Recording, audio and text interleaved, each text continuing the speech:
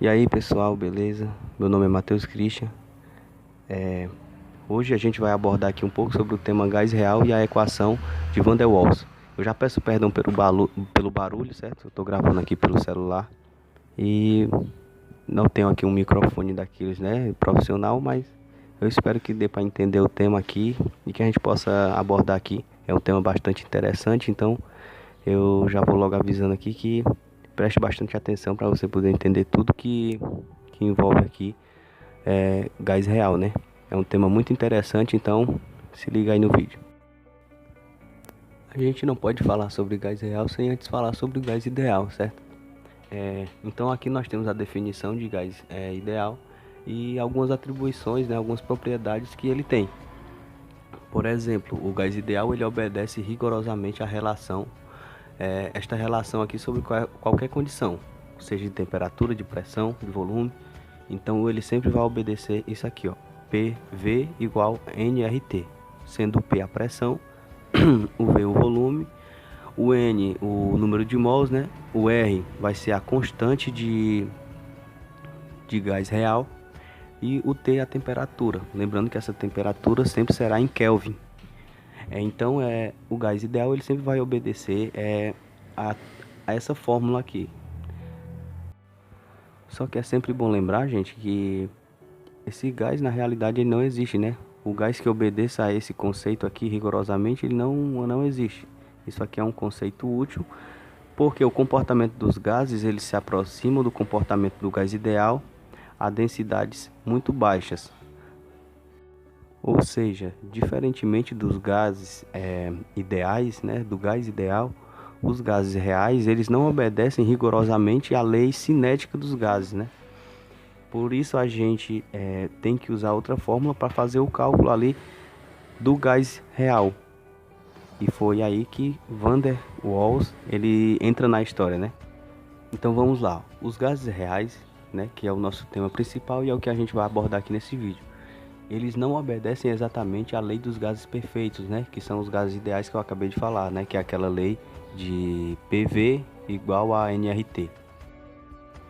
E por que vai ser diferente, né? Aqui a gente pode ver, ó, os desvios são mais acentuados nas pressões elevadas e em baixas temperaturas para os gases reais. Ou seja, o volume naquela fórmula não vai ser o volume real das partículas, né, que compõem os gases. A pressão não vai ser a mesma. Então vai acontecer uma mudança naquela fórmula. E Van der Waals, ele pensando nisso, ele pensou em um conceito que pudesse ser calculado a pressão, o volume de uma forma que se aproximasse, né, com a realidade do comportamento das partículas, né, do gás em um determinado lugar, né.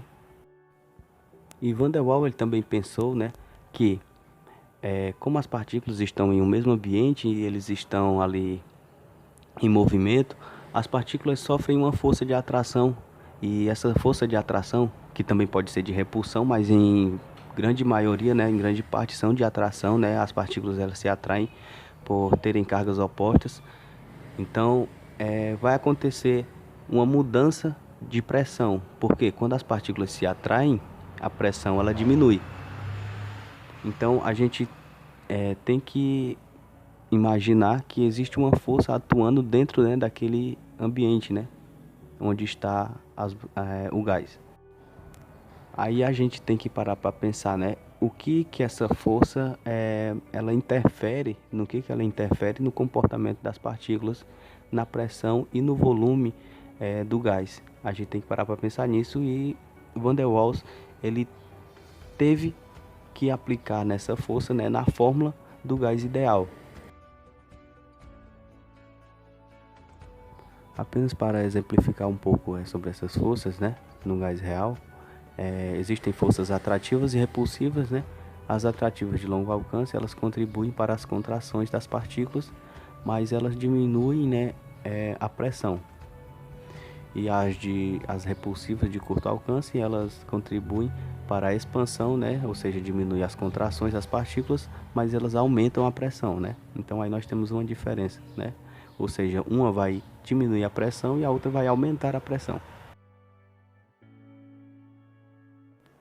Então, né, com base em todas isso que a gente observou aqui, na verdade que Van der Waals ele observou, ele pôde corrigir a equação do gás ideal e ele elaborou uma equação que levasse em conta as forças atrativas e o volume das partículas, né, dentro de um recipiente, né, dentro de um ambiente.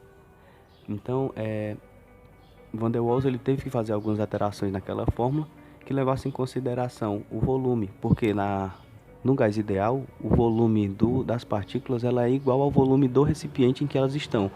E na realidade isso não é aplicável, né? E Van der Waals ele teve que observar isso, ele observou na verdade e ele desenvolveu, mudou na verdade um pouco aquela fórmula do gás ideal para que esse volume, né, dessas partículas pudesse ser calculado de uma forma mais precisa. Assim como também o tamanho das partículas que não era levado em consideração no gás ideal, ele tem que ser levado em consideração para calcular o gás real. Então, Van der Waals ele desenvolveu, né, não uma nova fórmula, mas ele modificou, né, a fórmula que já se tinha, né, no gás ideal.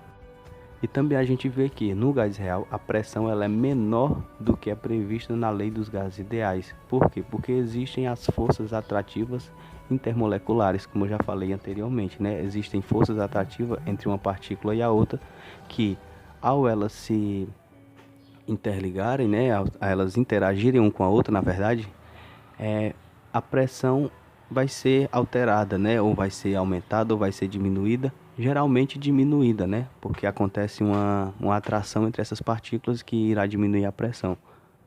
Agora eu peço aqui a atenção de vocês porque eu vou explicar um pouco sobre como Van der Waals ele desenvolveu essa fórmula dele, né, e quais as modificações, né, como ele chegou a essas modificações que ele fez na fórmula do gás ideal. Então se liga aí. Então, aqui a gente vai ter a equação do gás ideal, certo?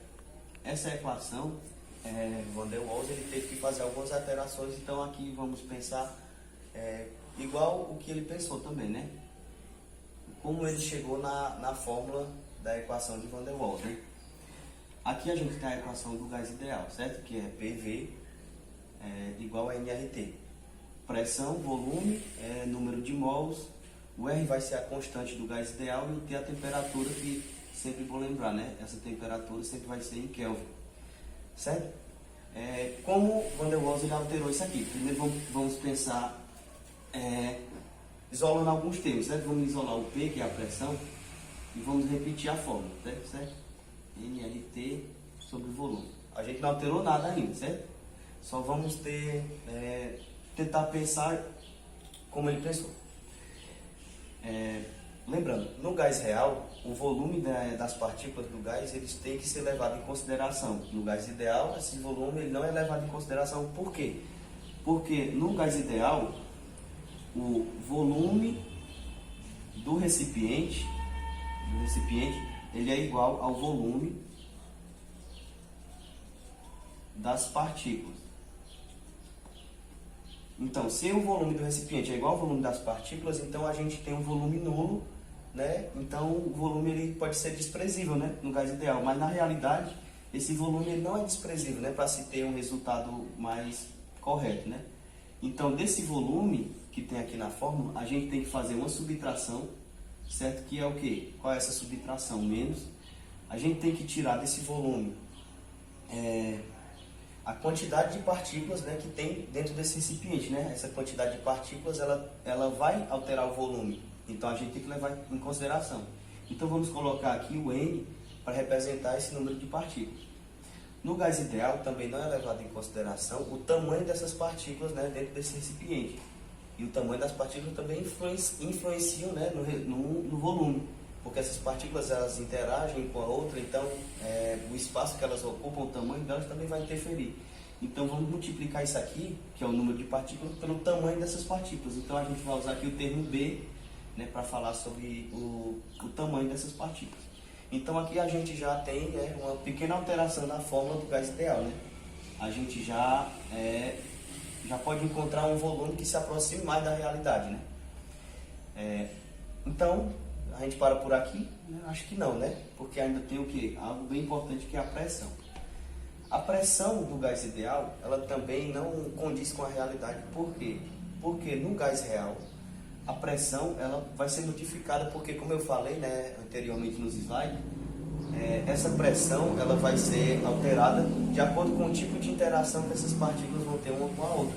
Se for uma interação, né, de atratividade, né, de atração, essas partículas elas vão se atrair uma pela outra e, consequentemente, a pressão vai diminuir. Se essas partículas elas se repelirem, né, a pressão vai aumentar, ou seja, a concentração dessas partículas vai diminuir e aumenta a pressão. Vamos então pensar de uma forma que essas partículas elas estão se atraindo uma pela outra, certo? Então vamos colocar aqui P igual, né, vamos repetir aqui, N, T, vamos colocar aqui o nosso volume, menos o, né, o que a gente já descobriu aqui.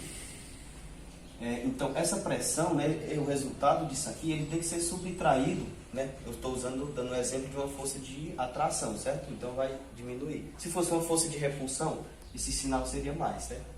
Então vamos pensar com que é uma força de atração das partículas, certo?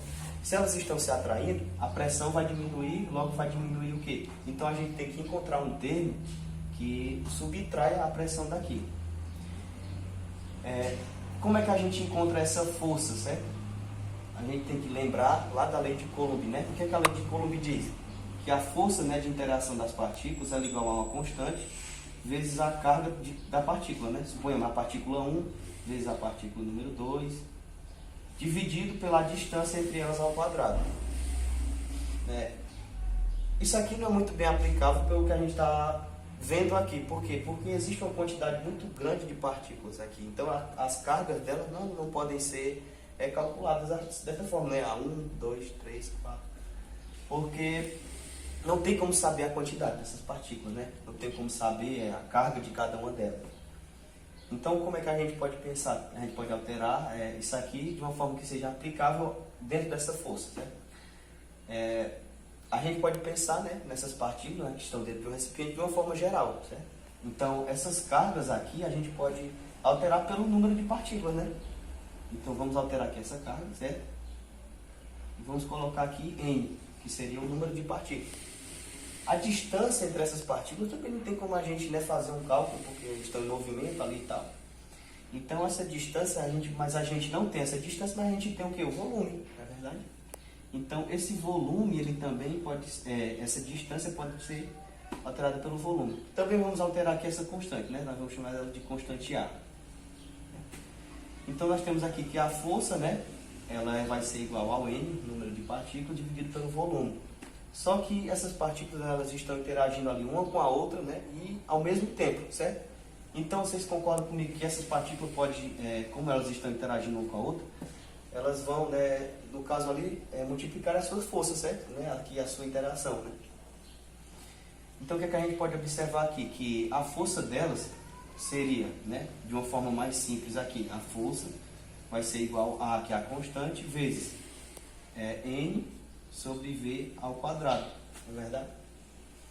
Então, isso aqui a gente está usando, né, como a gente, falando mais uma vez, a gente está dando um exemplo de uma força de atração, a gente tem que subtrair esse termo desse outro, né, daqui no caso da pressão que está sendo exercido dentro do recipiente. Vamos reescrever aqui a fórmula de novo. Então fica a pressão, no caso menos A, né, passando no caso vamos deixar do jeito que está, né? Vai ser pressão vezes, vai ser igual a N, RT, dividido pelo volume, menos N vezes B, e isso tudo aqui, certo? Ó, isso tudo aqui menos o A vezes o N sobre o volume ao quadrado, certo? Como a gente pode deixar essa fórmula, né, um pouco mais organizada, certo? A gente pode colocar logo a pressão como ela vai ser realmente, né? Que a gente vê que essa pressão ela vai ser menos o A vezes o N sobre V ao quadrado igual a N, RT, dividido pelo volume, menos o B, V menos o N vezes o B, certo? Então, essa aqui, ela é a equação de Van der Waals, né? Que é a equação que ela é usada para se calcular, né, o gás, o volume, né, dos gases, né, a pressão do gás real, né? Deixa eu até mudar esse nome aqui, né? Isso aqui vai ser do gás real. Lembrando, a equação do gás real vai ser P, né, deixa eu escrever aqui, P vezes V igual a N R T. Vamos organizar de novo essa equação aqui de uma forma que seja mais compreensível para a gente, né, aplicável na fórmula do gás ideal, né? Então, P, o que seria o P vezes o V? O P vezes o V seria a pressão. O que é a pressão? A pressão seria o P menos o A, né? Lembrando que o menos é por conta de ser uma força de atração. Se fosse uma força de repulsão, aqui seria mais, certo? Estou usando o N. Menos o A vezes N sobre V ao quadrado, certo? Isso aqui está multiplicando quem, né? Na fórmula lá do gás ideal. Está multiplicando o que? O volume, né? Então vamos aqui. Isso aqui está multiplicando o volume. E o que é o volume? O volume é o V menos o N vezes o B, que é aquela constante lá do tamanho das partículas, né? Isso aqui vai ser igual a nRT, né? Aqui está a equação de Van der Waals, certo? Então, galera, assim ficou a equação de Van der Waals, né? Assim ele desenvolveu e ele reorganizou, né, a equação, deixando de uma forma que se pudesse calcular os valores reais dos gases, né? Ele reorganizou aquela equação do gás ideal, deixando, né, da seguinte forma que está sendo representado aí, ó. E uma observação bastante importante, né? O A e o B, que são as constantes que foram colocadas na forma que multiplicam, elas vão variar de acordo com cada tipo de gás, né? Por isso que a equação do gás real, ele é tão preciso, né? Porque ele vai colocar essas constantes de acordo com o que é representado na realidade, né? De acordo com o que é na realidade.